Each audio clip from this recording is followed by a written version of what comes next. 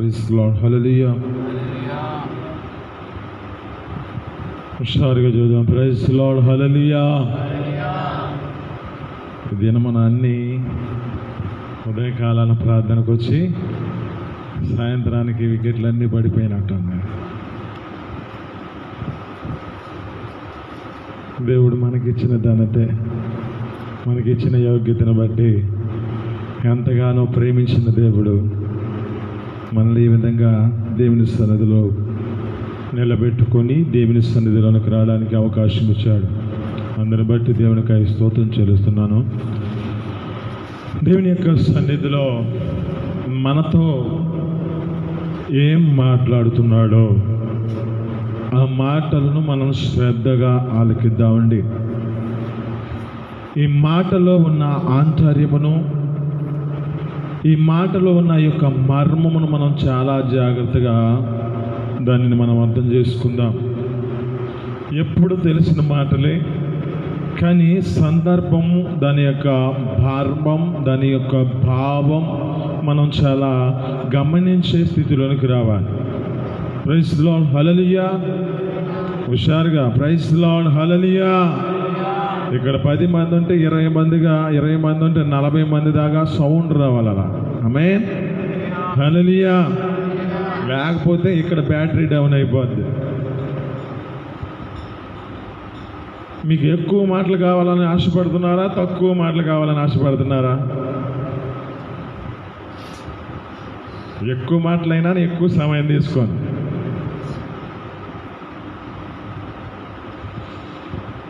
సరే, దేవుని యొక్క పరిశుద్ధ గ్రంథముల నుంచి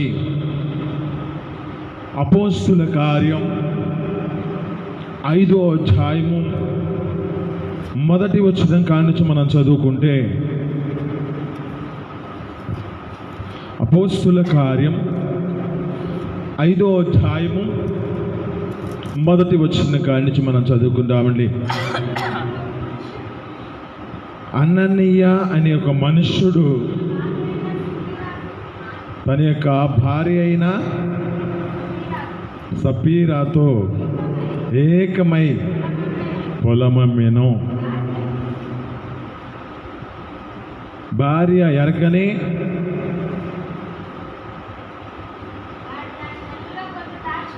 దాని యొక్క ఎలలో కొంత దాచుకొని కొంత తెచ్చి అపోస్తుల పాదాల యొద్ద పెట్టడానికి తీసుకొచ్చాడంట. చాలు, ఇక్కడున్న మాటలలో మనం శ్రద్ధగా కొన్ని విషయాలను నేర్చుకుందాం. ఇక్కడ 2 భార్య భర్తలు కనబడుతున్నారు. అననీయ, సప్పీరియా.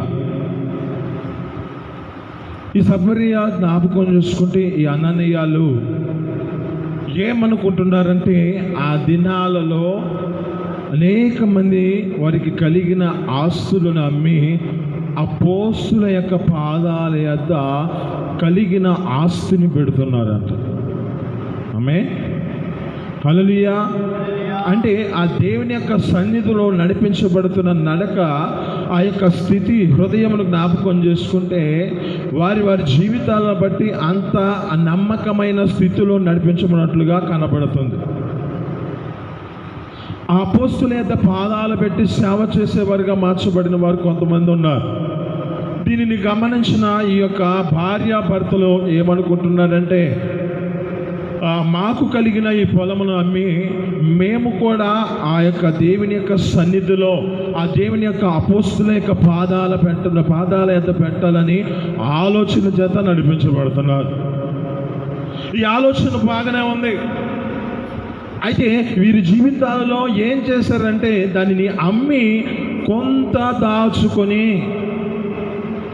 కొంత దేవుని సన్నిధికి తీసుకొస్తున్నారంట. ఇక్కడ మనం ఈ యొక్క విషయాలలో ఒక విషయం మనం జ్ఞాపకం చేసుకుంటే, ఒకటో అనుభవం ఏమిటంటే, మనకు కలిగిన జీవితంలో కపటము లేని స్థితిలో నడిపించబడాలి. ఆ దేవుని యొక్క సన్నిధికి వచ్చిన మన జీవితాలలో ఏ కపటం మన పట్ల ఉండకూడదు. ఆ దేవుని ఎదుటికి వచ్చిన మన జీవితాన్ని బట్టి హృదయములో ఎలాంటి కలర్షము, ఎలాంటి పాపమునకు మనం చోటు ఇవ్వకుండా వెంబడించే వ్యక్తులుగా మార్చబడాలి. ఆమేన్, హల్లెలూయా. అంటే ఈ లేఖనాల్లో జ్ఞాపకం చేసుకుంటే దేవుడు ప్రతి హృదయాన్ని పరిశోధించే దేవుడు. అయితే ఇప్పుడు మన జీవితాలలో ఏం చేయబడాలంటే ఆ దేవుని యొక్క సన్నిధికి వచ్చిన మన జీవితాలలో ఆరాధనే కానీ, దశమ భాగములే కానీ, ఆ దేవుని సన్నిధిలో మనము ప్రార్థించుటలే కానీ మనం ఏం చేయబడాలంటే ఏ కల్మషము ఏ కపటము లేకుండా ఆ దేవుని సన్నిధిలో పూర్ణాత్మ చేత ఆరాధిస్తూ ప్రార్థించేవారిగా మార్చబడాలి. హల్లెలూయా. ఇక్కడ పేరుకి మాత్రము జ్ఞాపకం చేసుకుంటే ఈ అననీయ సఫరియా వారి జీవితాల్లో జ్ఞాపకం చేసుకుంటే దేవుని సన్నిధిలో ఆ యొక్క అనుభవం చేత ఆ యొక్క స్థితిని బట్టి సమర్పణ కలిగిన వారిగా మార్చబడాలనే ఆశ బాగానే ఉంది.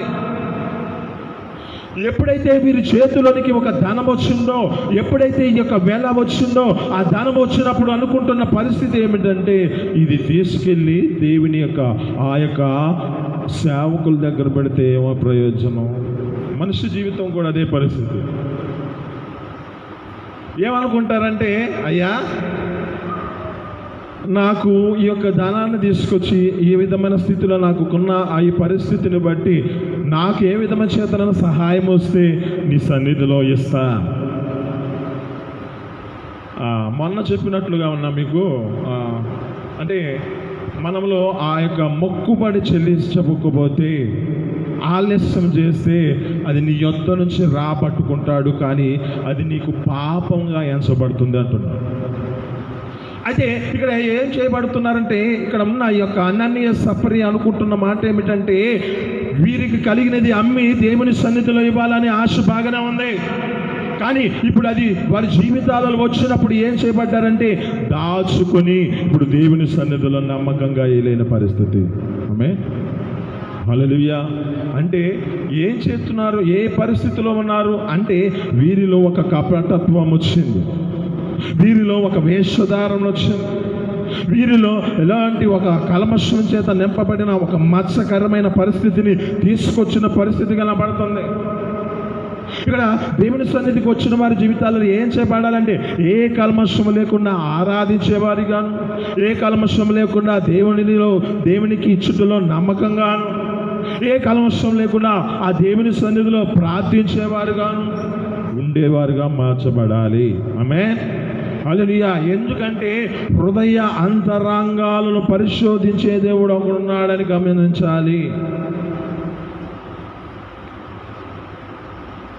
మనిషి యొక్క జీవితంలో హృదయం బాగానే ఉంటున్నట్లుగానే ఉంటుంది, కానీ ఈ హృదయం ఏంటంట వ్యాధి కలిగినదంటే ఇది ఘోరమైన వ్యాధి చేత నింపబడిన స్థితిలో ఉన్నది. దీనిని గ్రహించేవాడు ఎవడు లేడంట. కానీ హృదయ అంతరంగాలను పరిశోధించే దేవుడు గమనిస్తాడు. ఆమేన్, హల్లెలూయా. ఈ లోకంలో మనుషులు గమనించకపోవచ్చు, కానీ అక్కడ జ్ఞాపకం చేసుకుంటే పరిశుద్ధాత్మ ఆ యొక్క సేవకుడికి తెలియజేస్తున్నాడు. దావీదు గారు అంటాడు, ఏమంటాడంటే 139వ కీర్తనలు అంటాడు, అక్కడ జ్ఞాపకం చేసుకుంటే అయ్యా నేను పుట్టక మునిపే నా యొక్క ఊహలో ఉన్న తలంపులని నీకు తెలుసు, నేను కూర్చుండుట నేను లేచుట నా జీవితంలో ఎక్కడికి నేను వెళుతున్నానో ఏ ప్రాంతంలో తిరుగుతున్నానో అన్నీ నీకు తెలుసు. నేను ఎక్కడికి పాతాళంలోనికి పోతున్నా అక్కడికి వస్తావు, ఆకాశానికి ఎక్కిపోదనా అక్కడికి వస్తావు. అక్కడ అంటున్న మాటల్లో జ్ఞాపకం చేసుకుంటే యెహోవా నన్ను పరిశీలించి పరిశోధిస్తున్నాడు అని చూద్దాం. నేను అంధకారంలోనికి వెళ్ళినా అక్కడికి వస్తావు.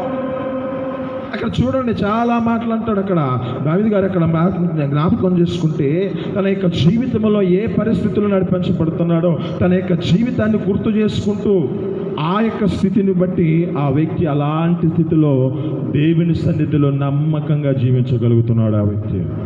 ఆమేన్. ఇక్కడ ఈ అననీయ సపర్యాల జీవితాలలో జ్ఞాపకం చేసుకుంటే హృదయంలో ఒక మత్స్యం పెట్టుకున్నారు. హృదయంలో ఒక ఏమిది అంటే ఒక కపటత్వము చేత నడిపించబడుతున్న స్థితిలో ఉన్నారు. పేరుకి దేవుని సన్నిధికి వెళ్తున్న ఈ శ్వాసులుగా ఉన్న మన జీవితాలలో ఇప్పుడు ఏం కావాలంటే నీ యొక్క జీవితంలో కపటత్వం అనేది ఉండకూడదు. అది నీ ఆరాధించగలిగిన స్థితిలో ఉన్నప్పుడు కానీ, నువ్వు ప్రార్థిస్తున్న సమయంలో కానీ, నీవు దేవుని సన్నిధిలో ఇచ్చుటలో కూడా నమ్మకంగా జీవించాలి. హల్లెలూయా.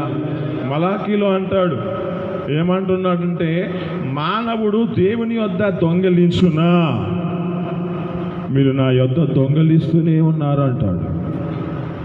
మలాకీ 3:8-9 వచనాల కాడ ఉంటుంది. మలాకీ గ్రంథం 3వ అధ్యాయము 8వ వచనం. మానవుడు దేవుని యొద్ద దొంగిలునా, అయితే మీరు నా యొద్ద దొంగిలించుతూనే ఉన్నారు.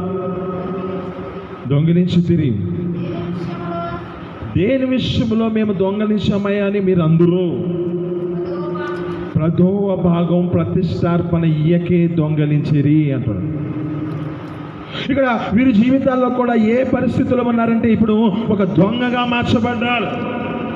పేరుకేమో దేవుని యొక్క సన్నిధిలో, దేవుని యొక్క సన్నిధికి వస్తున్న ఒక విశ్వాసి అని పేరు నీకు ఉంది. అయితే ఈ యొక్క దేవుని సన్నిధిలోకి వచ్చిన నీ జీవితంలో ఎలాంటి స్థితిలో నడిపించబడుతున్నావు, ఆ దేవుని సన్నిధిలో ఇచ్చే దానిలో కానీ, దేవుని సన్నిధిలో ఆరాధించే దానిలో అని కానీ, నువ్వు దేవుని సన్నిధిలో ప్రార్థించే వాటిలో కానీ ఎలా ఉంటున్నావు? మనుషులు చూస్తున్నారని ఆరాధించే కాదు. ఆ బైబిల్లో ఉన్న మాట ఏమిటంటే పూర్ణ హృదయముతో, పూర్ణ ఆత్మతో, పూర్ణ బలముతో ఆరాధించండి అంటారు. మరి ఇప్పుడు మనం ఏం చేయబడాలంటే, ఇప్పుడు అననీయ సపర్యాల యొక్క జీవితాలలో కపటత్వము చేత నింపబడి దేవుని సన్నిధిలో ఈటలో నమ్మకంగా లేని పరిస్థితి. 2, భార్యాభర్తలు ఏకంగా పాపానికి ప్రోత్సహిస్తున్న స్థితి ఉన్నది, కానీ వారిలో ఉన్న అతిక్రమాన్ని ఒడుపుకోలేని పరిస్థితి. చూడండి, ఇద్దరు ఒకే మాట చేత నింపబడ్డారు. ఆ సేవకుడు మాట్లాడుతున్నాడు. ఏమని మాట్లాడుతున్నాడంటే, అయ్యా ఓ అననయ్య, నీవు ఇంతకే అమ్మావా? అవునయ్యా అని చెబుతున్నాడు. ఆ పరిస్థితిలో జ్ఞాపకం చేసుకుంటే ఆ వ్యక్తితో మాట్లాడుతున్నప్పుడు అలాంటి స్థితిలో ఆ యొక్క వ్యక్తి కూడా ఇంతకే అమ్మానని అబద్ధం ఆడుతున్నాడు. అలాగే తనకు కలిగిన ఆ యొక్క భార్య సప్యర్యతో కూడా మాట్లాడుతున్నప్పుడు కూడా ఎంతకే అమ్మామని చెబుతున్నారు. ఇప్పుడు ఏమైతుంది? ఈ భార్యాభర్తలు ఒకే విషయంలో ఏకీభవిస్తున్నారు. అయితే మన జీవితాలలో ఏం చేయబడాలంటే అతిక్రమానికి మనం ఏకీపించేవారిగా ఉండకూడదు, కానీ దేవుని యొక్క పరిశుద్ధముకు, ఆ పరిశుద్ధమైన ఆ జీవితంలో సత్యమును మన జీవితాలలో బోధించగలిగిన స్థితిలోని దానికి మనం ఏకీభవించే స్థితిలోనికి రావాలి. ఆమేన్, హల్లెలూయా. అంటే ఆ సత్యములో మన జీవితాలు ఏకీభవించే స్థితిలోనికి రావాలి, కానీ అబద్ధానికి ఏకీభవించే స్థితిలోనికి రాకూడదు.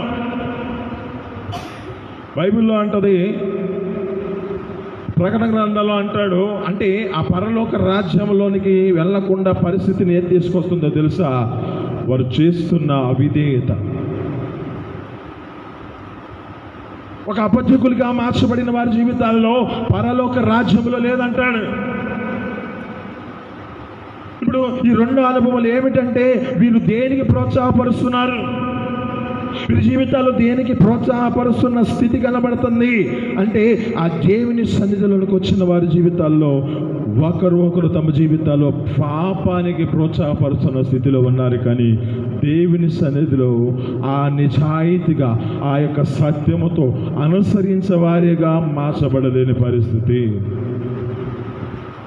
ఇది మన నీతో మాట్లాడుతున్న మాటను బట్టి నీ జీవితంలో నువ్వు దేనికి ఏకీభవిస్తున్నావు, నువ్వు దేనిని నీ జీవితంలో ఏకీభవిస్తున్న పరిస్థితుల్లో నడిపించబడుతున్నావు. ఈ ఏకీభవించే దానిలో నీ జీవితంలో ఎంతవరకు నీ స్థితిని బట్టి సత్యములో నడిపించబడుతున్న స్థితి ఉన్నదా, లేక ఒక అవిధేయతకు, ఒక అన్యాయానికి నువ్వు ఏకీపించబడుతున్నా? ఒక అన్యాయానికి నువ్వు ఏకీభవిస్తే నీ జీవితంలో ఎక్కడికి వెళ్తుందంటే ఒక పరలోక రాజ్యానికి వెళ్ళే స్థితిలోనికి ఉండదు, కానీ నరకానికి వెళ్ళే పరిస్థితి వస్తుంది. ఇప్పుడు ఇద్దరు ఏకీభవించిన పరిస్థితే, కానీ వీరి జీవితాలలో ఎక్కడికి వెళ్ళింది? మరణం దగ్గరికి వెళ్ళిపోయారు, మరణించిన పరిస్థితి. అక్కడ అంటున్న మాటల్లో జ్ఞాపకం చేసుకుంటే, ఒకటి కపటత్వము లేని స్థితిలో నడిపించబడాలి. 2 దేవుని యొక్క సన్నిధిలో ఒక సత్యానికి చెవి ఎక్కే స్థితిలోనికి రావాలి, కానీ ఒక అన్యాయానికి ఏకీభవించే స్థితిలోనికి రాకూడదు. వారి జీవితాలలో వారి యొక్క భార్యాభర్తలుగా ఒక ఏకీభవించుతున్న పరిస్థితి దేనికంటే ఒక అన్యాయానికి వారి జీవితాలు అప్పగించుకుంటున్న స్థితి, నిజాయితీ లేని పరిస్థితి. హృదయపూర్వకంగా సత్యముల పట్ల వారు శ్రద్ధ నిలపలేని పరిస్థితి. 3వ అనుభవం ఏమిటంటే, పరిశుద్ధాత్మని శోధించుట చాలా ప్రమాదకరం. ఈ అన్ని విషయాలలో దేవుడు ఊరుకుంటాడు, కానీ దీని విషయంలో ఏమాత్రం రాజీకి రాడు.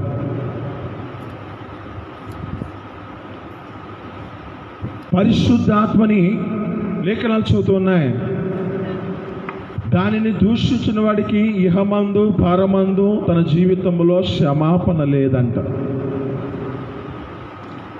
ఇక వీరి జీవితాల్లో జ్ఞాపకం చేసుకుంటే అక్కడ అంటున్నమాట, సాతాను మిమ్మల్ని ఎందుకు ప్రేరేపించింది, ఇక్కడ పరిశుద్ధాత్మని ఎందుకు మోసపరుస్తున్నారు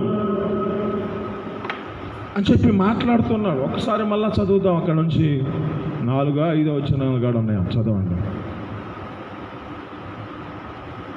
అపోస్తుల కార్యం 5వ అధ్యాయము 4, 5 వచనాలు అనుకుంటా. ఇంకా పైన తర్వాత 6వ వచనం, లేచి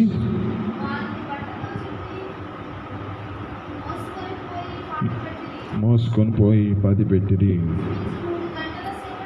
ఇంచుమించు 3 గంటల సేపు తర్వాత జరిగింది తెలియకే లోపలికి వచ్చినప్పుడు పేతురు,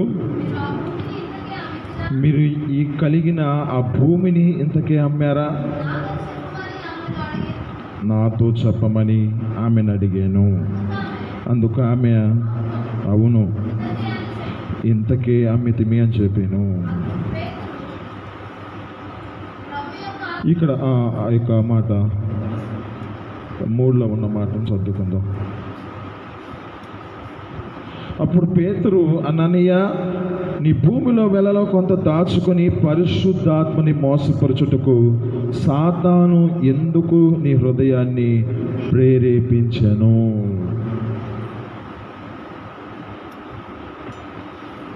ఇక్కడ ఆ పరిశుద్ధాత్మ చాలా ప్రమాదకరం. ఈ పరిశుద్ధాత్మను మనం శోధించుట, ఈ పరిశుద్ధాత్మను మనం మోసపరచుట చాలా ప్రమాదకరమైన స్థితి.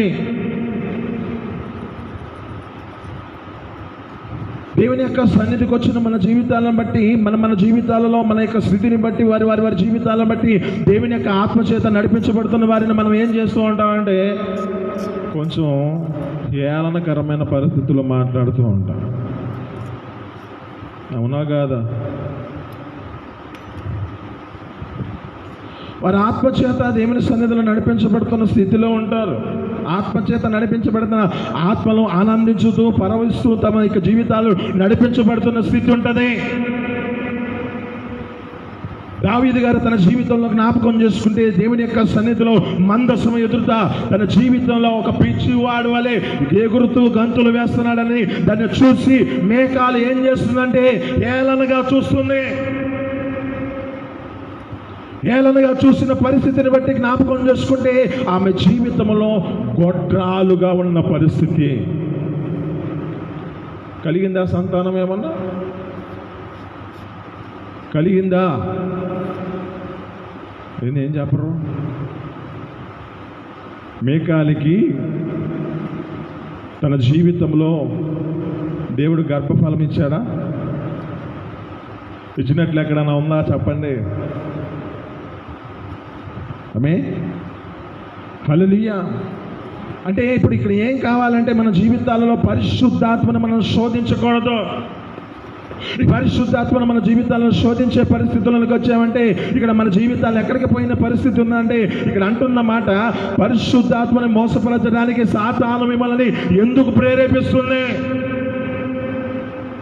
అంటే, ఇప్పుడు సాతాను మనిషి యొక్క జీవితంలో ఏం చేస్తుందంటే ప్రేరేపిస్తుంది.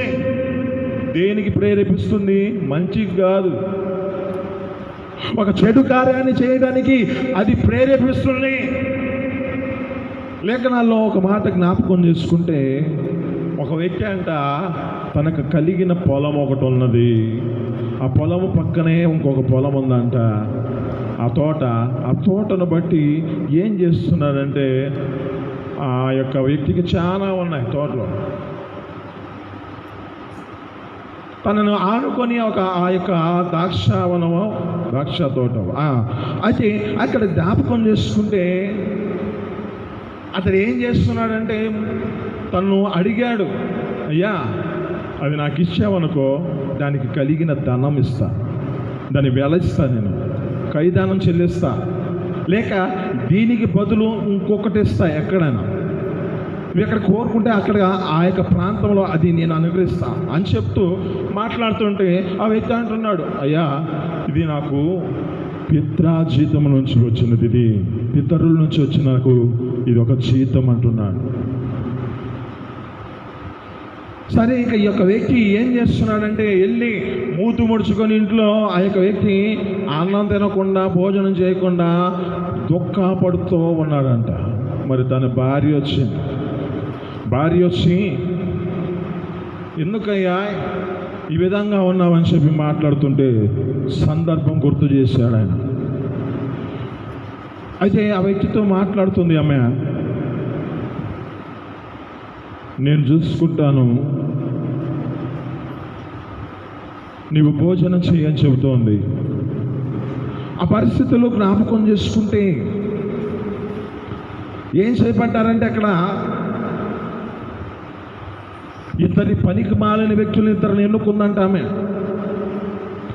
ఏమని చెబుతుందంటే, రాజును దూషిస్తున్నాడు, దేవుణ్ణి దూషిస్తున్నాడని అతని మీద ఒక అబద్ధ సాక్ష్యాన్ని వారు తయారు చేశారు. ఇప్పుడు ఆమె తయారు చేసి ఇద్దరు పనికి మాలిన వ్యక్తులతో ఆ వ్యక్తితో మాట్లాడుతూ ఆ యొక్క వ్యక్తి ఈ విధమైన స్థితిలో చెప్పాడని చెప్పి అతనిని ఇప్పుడు ఏం చేశారంటే రాళ్లతో కొట్టించి చంపేశారంట. అక్కడ అంటున్న మాటలు జ్ఞాపకం చేసుకుంటే, భార్య ప్రేరేపణ బట్టి ఆహాబు వంటి వాడు, ఆ ప్రేరేపణ బట్టి లోబడిన వాడు ఎవడు లేడంట. లేఖనాల్లో మనం జ్ఞాపకం చేసుకుంటే ఇప్పుడు ఇక్కడ ఈ మాటలో సాతాను మిమ్మల్ని ప్రేరేపిస్తుంది. ఈ సాతాను దేనికి ప్రేరేపిస్తుంది నీ జీవితంలో? ఆ దేవుని సన్నిధిలోనికి వచ్చిన నీ జీవితంలో ఎంతవరకు నువ్వు నిజాయితీగా నడిపించబడుతూ ఆ యొక్క దేవుని సన్నిధిలో ఒక ఏక భావం చేత ఆ అన్యాయానికి చోటు ఇవ్వకుండా ఒకే భావం చేత దేవుని సన్నిధిలో సత్యమును అనుసరించగలిగి నడిపించబడుతున్నావా, లేక అన్యాయానికి ఏకీవించుతున్న పరిస్థితి ఉన్నదా? అలాగే నీ జీవితంలో కపటము లేనిస్తూ ఆ యొక్క కపటము లేని స్థితిలో నడిపించబడుతున్నావా, లేక కపటత్వము చేత నింపబడుతున్న స్థితిలో ఉన్నావా?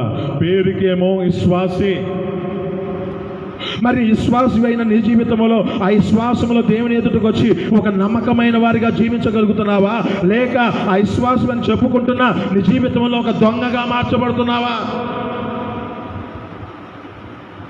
ఆ లేఖనాలు చదువుతున్న మాటను బట్టి మానవుడు దేవుని యొద్ద దొంగలించుతూనే ఉన్నాడు.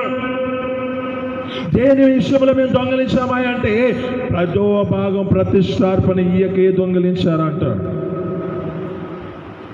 ఇప్పుడు మన జీవితాలలో ఏం చేయబడాలంటే, సాతాను ఏం చేస్తుందంటే ఇప్పుడు మనం పరిశుద్ధాత్మని మన జీవితాల్లో ఆహ్వానించకుండా ఆ పరిశుద్ధాత్మకు మన జీవితాల్లో మోసపరిచే స్థితిలోనికి వస్తాం.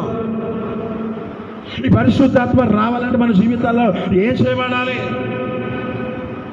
లేఖనాలు చెబుతుంటాయి, వాగ్దానం కొరకు కనిపెట్టండి అంటారు. ఆ వాగ్దానం కొరకు మనం ఎదురు చూసినప్పుడు ఆ పరిశుద్ధాత్మ మన మీదకి వచ్చినప్పుడు శక్తి పొందుకుంటామంటాడు.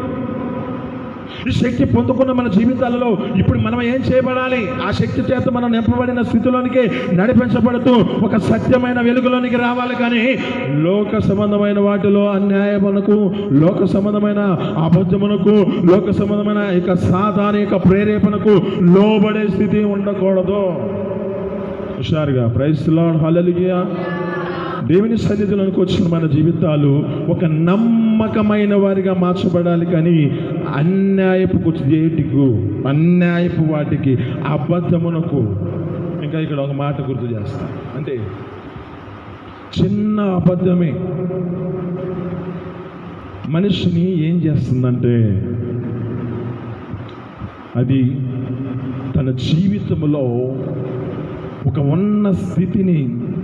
ఒక ఉన్నతమైన స్థితిలోనికి వెళ్ళలేకుండా అది నిన్ను ఆపేస్తుంది.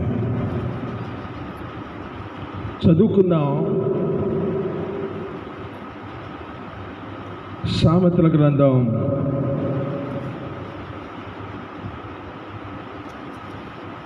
12వ అధ్యాయము 22వ వచనం మనం చదువుకుందాం.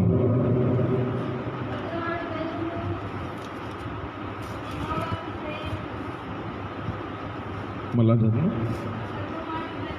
అబద్ధమాడు పెదవులు యెహోవాకి వ్యయములు, సత్యవర్తనుడు ఆయనకి ఇష్టుడు అంటున్నాడు. ఎవడుంటున్నాడు? ఎక్కడ, ఏ ప్రాంతంలో ఉంటున్నాడు?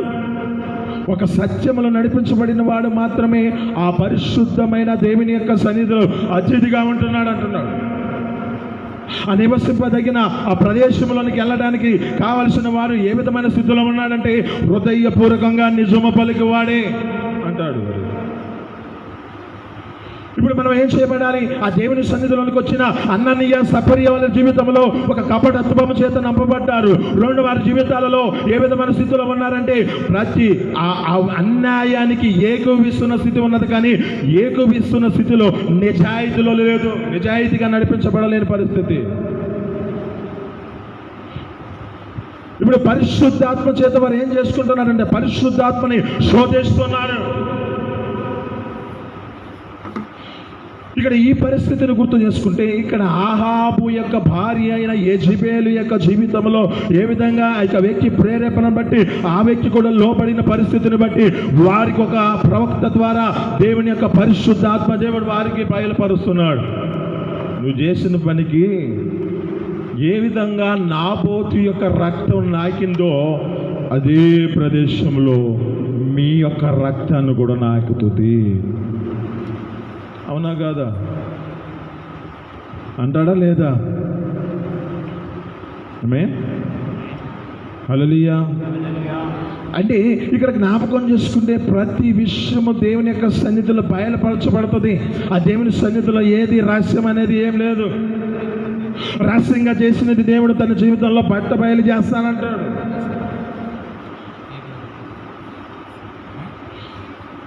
అయితే ఇక్కడ మన జీవితాలలో ఏం నేర్చుకోవాలంటే ఈ యొక్క సన్నిధికి వచ్చిన మన జీవితాల్లో ఏ అబద్ధమునకు మనం చోటు ఇవ్వకూడదు. అన్యాయానికి మనం చోటు ఇవ్వకూడదు. ఒక కపటత్వానికి మనం చోటు ఇవ్వకూడదు. ఆ దేవుని సన్నిధికి వచ్చిన మన జీవితాలలో ఆరాధించుటలో కానీ, దేవుని సన్నిధిలో ప్రార్థించుటలో కానీ, దేవుని సన్నిధిలో ఇచ్చుటలో కానీ, ఏ విషయాలలో కానీ మనము ఏ స్థితిలో నడిపించబడుతున్నామో గుర్తు చేసుకోవాలి. ఆమేన్, హల్లెలూయా. నువ్వు నడవలేవు, నడిచేవాడిని నడవలేవు. చూడండి, దేవుని సన్నిధిలో ఆరాధించగలుగుతున్న స్థితిలోనికి వచ్చిన మన జీవితాలలో ఆ దేవుని సన్నిధిలో ఆద్యానంద భరితులై ఆనందించగలిగిన ఆ స్థితిలోనికి రావాలి. కానీ ఏ మాత్రమో మనం దూషించే స్థితిలోనికి రాకూడదు. మనం అనుకోవచ్చు, మనల్ని ఎవరిని వీళ్ళ కదా మనం దూషిస్తుంది అనుకోనవచ్చు. కానీ అక్కడ అంటున్న మాట, వారి జీవితాలలో ఆ యొక్క వ్యక్తిని దూషించిన పరిస్థితిని బట్టి ఆమె జీవితంలో గొడ్రాలుగా ఎందుకు పరిస్థితి కలిగిందంటే, దూషించింది దావీదుని అనుకుంటున్నాం. అక్కడ హేళన చేసింది దావీదుని అనుకుంటున్నాం, కానీ అక్కడ ఆ వ్యక్తి ఆత్మపూర్ణుడై దేవుని సన్నిధిలో ఆరాధిస్తున్నాడు. ఆ యొక్క జీవితంలో జ్ఞాపకం చేసుకుంటే అతనిలో ఇంకేమున్నదో తెలుసా? నేను ఇశ్రాయేలు ప్రజల మీద రాజును కాదు. చూడండి, నేను ఇంతకు ముందు గొర్రెలకి కాపరి కాదు. చూడండి, ఇప్పుడు నా జీవితం ఇది నా జీవితం కాదు. మరిచిపోయాడు. ఎంత ఆత్మపరుషుడై అంటే తన వస్త్రము పక్కకి ఏలుతున్న పరిస్థితిగా కనపడుతున్నప్పుడు ఆమె హీనపరుస్తుంది. పిచ్చివాడే వల్లే చేస్తున్నాడు, ఏంది వీళ్ళు ఈ విధంగా ఆరాధిస్తున్నారు అని చెప్పి ఏలన స్థితిలో నీకు వస్తున్నావేమో గుర్తుపెట్టుకో. చాలా జాగ్రత్త. ఆరాధించేవారిని మనము దేవుని సన్నిధిలో దూషించేవారిగా మార్చబడకూడదు, కానీ దేవుని సన్నిధిలో ఆరాధించేవారిగా మార్చబడాలి. కానీ ఏమాత్రం మనం దూషణ పాలు చేసే స్థితిలోనికి రాకూడదు. మనం దూషిస్తే అప్పుడు ఎవరిని దూషిస్తున్నామంటే పరిశుద్ధాత్మను దూషిస్తున్నామని మనం గుర్తుపెట్టుకోవాలి. దావీదు గారిని ఇక్కడ దూషించినట్లు కాదు, ఆయన ఆత్మపరుషుడై అక్కడ ప్రాంతంలో ఆ వ్యక్తి తన జీవితంలో ఏం మర్చిపోయాడంటే అన్నీ మర్చిపోయాడు. అంతగా ఆరాధిస్తున్నాడు ఆ యొక్క వ్యక్తి, అంత ఆత్మపరుషుడై వెంబడిస్తున్నాడు. కనుకనే తన జీవితంలో అంతగా ఆ మందస్సం గురించి తెలుసుకొని ఆ మందస్సం ఎదుట తన జీవితంలో గ్రహించిన వాడు కనుకనే ఇప్పుడు అంతగా ఆరాధిస్తున్న వాడిని నువ్వు హేళన చేస్తే ఎలా ఉంటుంది? మనకుంటేలే లోకంలో అధికారాలు, లోకంలో ఏదో ఒక వేతనం, ఇవన్నీ పనికిరావు. ఆమె దేవుని సన్నిధిలోకి వచ్చిన మన జీవితాలలో ఏం చేయబడాలంటే ఏక మనసుతో ఆరాధించేవారుగా మార్చబడాలి. ఏక భావం చేత నింపబడిన వారిగా మార్చబడుతూ ఆత్మతో సత్యముతో హృదయపూర్వకంగా అపూర్ణ శక్తితో ఆరాధించేవారిగా మార్చబడాలి. కానీ ఏ మాత్రము మనము లోకంలో ఉన్న వాటికి ఇచ్చే పరిస్థితికి రాకూడదు. ఆమె హల్లెలూయా. ఒకటి, కపటత్వం కలిగి ఉండకుండా నడిపించబడాలి. 2, అన్యాయానికి ఏకీభవించే స్థితులకి నీ కుటుంబం, నీ కలిగిన భార్య భర్తలు ఏ విధమైన స్థితిలో ఏకీపించే వారిగా మార్చబడకూడదు. 3, పరిశుద్ధాత్మని శోధించుటలో నీ జీవితం ఉన్నదేమో చాలా జాగ్రత్త. పరిశుద్ధాత్మ విషయంలో నువ్వు చాలా జాగ్రత్తగా ఉండు, ఇది ప్రమాదకరం అంటున్నాడు. సరే, ఈ యొక్క మాటలో మీ వినికిడిలో దీవించి ఫలించునుగాక. ఆమేన్.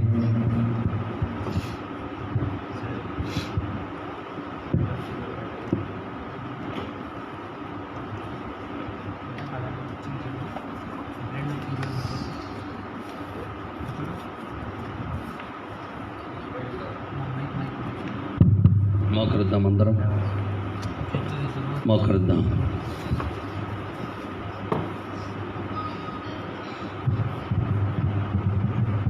అందరం మోకరించినటువంటి వారమై పరిశుద్ధాత్మను మనం ఎక్కడ